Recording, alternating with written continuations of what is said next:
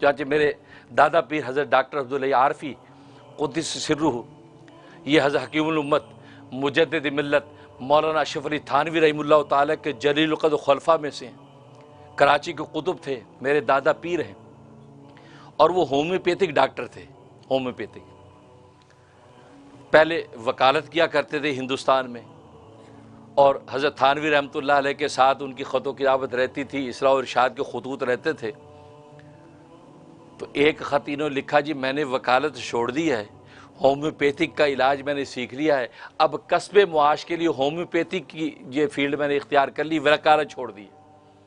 تو حضرت نے فوراً خلافت بھیج دی کہ مجھے اسی کا انتظار تھا کہ تم وکالت چھوڑو گے، جس دن اسی دن تجھے میں خلافت دے دوں گا، کیونکہ وکالت ہمارے ملکوں میں وکالت تو جھوٹ کا دوسرا نام ہے،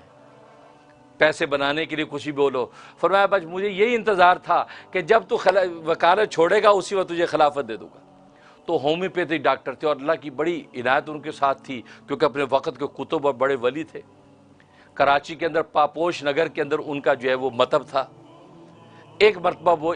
ایک قطار ادھر سے مردوں کی آتی تھی، ادھر سے عورتوں کی آتی تھی، پردہ لگا ہوا تھا، ادھر سے عورتیں باری باری آ کے ان کو ملتی تھی، اس طرح سے مرد ملتے تھے، یہ ان کا انداز تھا۔ اب ایک لڑکی آئی کسی یونیورسٹی کی، وہ لڑکی آئی لیکن وہ بغیر پردے کے، ظاہر جیسا ماحول، بغیر پردے کے آئی، اور اس نے اپنی بیماری بتائی، حضرت کی تشخیص کی، نام پوچھا، اس نے اپنا نام بتایا، مثلا سمینہ، تو حضرت نے انگریزی میں نام لکھا اس کا، ورنہ حضرت اردو میں نام لکھا کرتے، اس کا نام انگریزی میں لکھا، انگریزی میں لکھا اور نسخہ بنایا اور اس کو دے دیا۔ تو وہ یونیورسٹی کی لڑکی بڑی حیران، کہا کہ حضرت آپ مولوی لوگ تو انگریزی کے بڑے دشمن ہیں،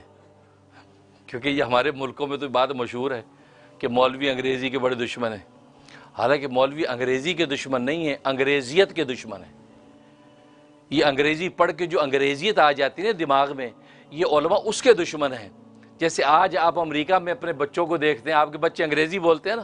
لیکن انگریزی کے ساتھ ساتھ انگریزیت بھی آ گئی، نہ پاپا کو جانتے ہیں نہ ماما کو جانتے ہیں، یہی ہے نا، ہو کیئر،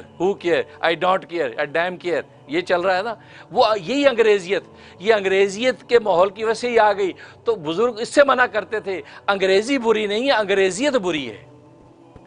ورنہ زبان سیکھنا، یہ تو خود سرکار دو عالم صلی اللہ علیہ وسلم نے زید ابن ثابت کو عبرانی زبان سکھائی۔ جب یہود و نصارہ کے خطوط آتے تھے، عبرانی زبان میں خطوط آتے تھے، تو زید ابن ثابت کو کہا تم یہ زبان سیکھو۔ تو غیر زبان کافروں کی زبان سکھوائی، اور وہ سیکھی، پھر جو خطوط آتے تھے زید ابن ثابت وہ خطوط پڑھتے تھے، ان کا ترجمہ کرتے تھے، حضور علیہ السلام اس کا جواب لکھواتے تھے۔ تو کوئی غیر کافر کی زبان سیکھنا برا نہیں، تو انگریزی بری نہیں، انگریزیت بری ہے۔ تو خیر، اب جناب حضرت انگریزی میں لکھو کہ جی آپ نے انگریزی میں نام کیوں لکھا؟ تو انہوں نے کیا فرمایا، اللہ اکبر، اللہ والوں کی چھوٹی سی بات ہوتی، نصیحت کس انداز سے فرمائی، کہا کہ اصل میں ہمارے اس ملک پاکستان میں تقریباً 80% لوگ ان پڑھ ہیں جو انگریزی نہیں جانتے ہیں، 20% کوئی ہوں گے جو انگریزی بھی جانتے ہیں، ورنہ اردو ہر ایک جانتا ہے۔ تو میں نے انگریزی میں نام تمہارا اس لیے لکھا کہ اگر یہ پرچہ کسی کے ہاتھ لگا تو کم از کم تیرے نام کو تو پردہ ہو جائے گا کہ 80% لوگ تیرے نام کو نہیں پڑھ پائیں گے، تو ایک عورت کو میں اتنا ہی پردہ دے سکتا ہوں، اس سے زیادہ کی میری طاقت نہیں کہ میں تیرے نام کو تو پردہ دے دوں، تیری ذات پر تو پردہ نہیں دے سکتا، تیرے نام کو تو پردہ دے دوں تاکہ اکثر لوگ تیرا نام نہ جان سکیں۔ بس اتنی سی بات کہی، دل کو لگ گئی اس لڑکی کے، کہا کہ حضرت آپ نے جو بات کی میرے دل کو لگ گئی ہے کہ میرے نام کو آپ نے پردہ دیا تاکہ لوگ نہ پڑھ پائیں، اور میری حالت یہ کہ میں بے پردہ پھر رہی ہوں۔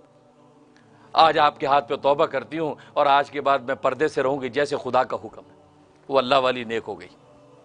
تو کہنے کا مقصد، تو عورت کو اللہ تبارک و تعالی نے مستور رکھا، تو یہاں پر بھی اللہ تبارک و تعالی نے، حالانکہ آپ جانتے ہیں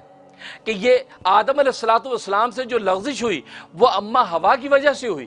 اماں ہوا اس شیطان کی، ابلیس کی باتوں میں آ گئیں، اور آدم علیہ السلام کو انہوں نے قائل کر لیا، اور آدم علیہ السلام کو شراب پلا دی، آدم علیہ السلام پھل کھا بیٹھے۔ تو چاہیے تو یہ تھا کہ اللہ تبارک و تعالی اماں ہوا کے بارے میں خوب کھل کھل کے بیان کرتے، لیکن اللہ تبارک و تعالی فطرت کے تقاضوں کو قائم رکھا کہ عورت کو جتنا ہو سکا اس کے گناہ کو بھی ڈھانپا اور اس کے گناہ کی معافی اور توبہ کو بھی ڈھانپا، تاکہ کسی کو پتہ نہ چلے کہ اس سے کھلا کھلا گناہ ہوا ہے۔ ہاں آدم کو کھلا کھلا ذکر کیا کہ عصا آدم ربہ، کہ آدم نے اپنے رب کی معصیت کی ہے، اس لیے یہاں پر یہ فرمایا۔